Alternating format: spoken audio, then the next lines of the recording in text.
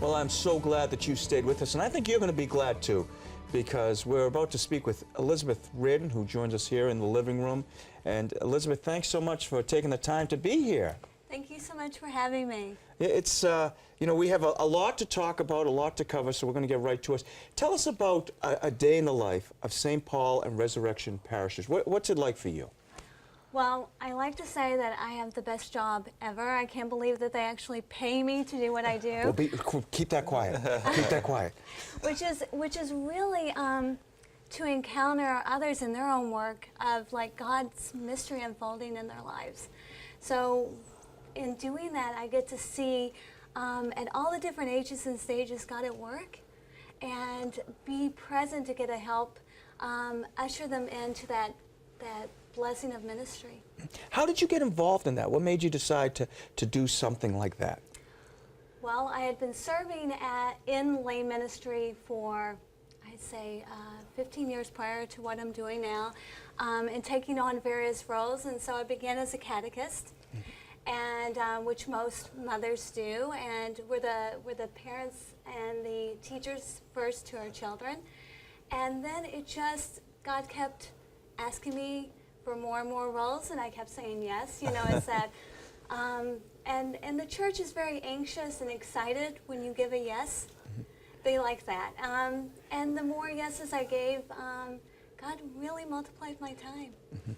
Talk about being a catechist and bringing to life the faith, and how you do that. How do you make it passionate? How do you get people excited about learning about their faith?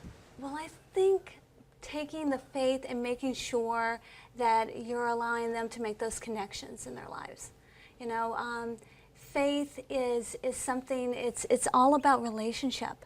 And so if you're not teaching the faith as a relationship with Jesus Christ, then, you know, you're missing out on that connection in their own lives. And that's what allows me to be passionate about it. That's what allows them to see that passion. And once they see the passion, you know, it's like fire. It catches in their own lives, and they want more. Do you find that people are thirsting to find out more about God? I do. I think we start out as kids, and it's a very natural thing to want to know more about God. And I think we go through different times in our lives where we can't see where God's fitting in. But then I think God shows up in our lives, and we want more of that. We want to grow spiritually. We may not know how to. And then that's the work of the lay ministers, is to help guide and invite and encounter people in that walk. Tell us a little bit about the website, if you could, and your Twitter handle as well. I have a faith blog called Theology as a Verb. It's very steeped in Ignatian spirituality, that idea of encountering God in our everyday, and that we don't have to wait for God to show up, because God's already there meeting us in all of our many challenges. So I was in my master's degree program at Loyola Chicago, and as a catechist, I was seeing that people had really had the wrong idea about what theology was. Because to have a study of God, it has to be action. It's not static. God's always moving us in our journey with Him and in our relationship, and so it's a process where we encounter. So every thought that you have about growing in your relationship is a verb.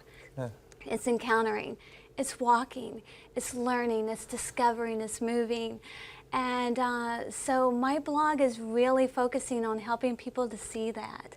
And sometimes there's a little bit of, I would say, the saints thrown in with some Teresa of Avila, or whether it be St. Ignatius's Examen, and teaching others how to examine their day.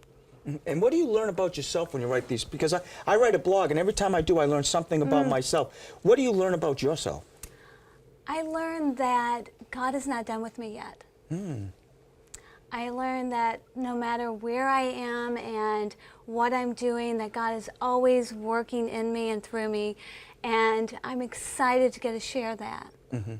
Now, what I found interesting is we were talking a little bit during the news. I have to say that quietly because he'll get mad at me. But you're a convert to the faith. I am. How did that happen? I always find those interesting stories. Well, I was in my undergraduate years, and I'd always loved my faith. I grew up as a Southern Baptist, and but I got to college, and I was showing up to service, but not feeling fulfilled, and God just really wanted me to go deeper. So I happened upon a Catholic Mass, and I wasn't used to the Catholic calisthenics, as they call it. But God was there to meet me. And for the first time, being 1,400 miles away from home, I felt at home. And so I kept coming back. And, you know, God leads us to do new things and to, as the Father this morning was saying at Daily Mass, to kind of take hold of those opportunities in front of us, to not be scared, not to be fearful, but to let go and embrace what God has in store for us. I have to say that for a young lady from Arkansas, I can't hear the accent, just so you know. Just so you know. That was not by design. It just happens over time. Living up in the Northeast, it goes. Where can people learn more about your work? So if others wanted to follow my writing, they could go to theologyisaverb.com. I also am on Twitter, I'm on Instagram. I write for a number of different articles within the Catholic sphere, I should say. So whenever I'm asked to journal or do a reflection, that's what I do. Well, thank you so much, Elizabeth, for Thanks, being Elizabeth. with us Thank you today so much. and bringing your wonderful husband with you, who was over there with sunglasses, but now he doesn't have them on, so things are good. And Thank keep you. up the great work. Oh, it's a privilege to just be here and be in this ministry.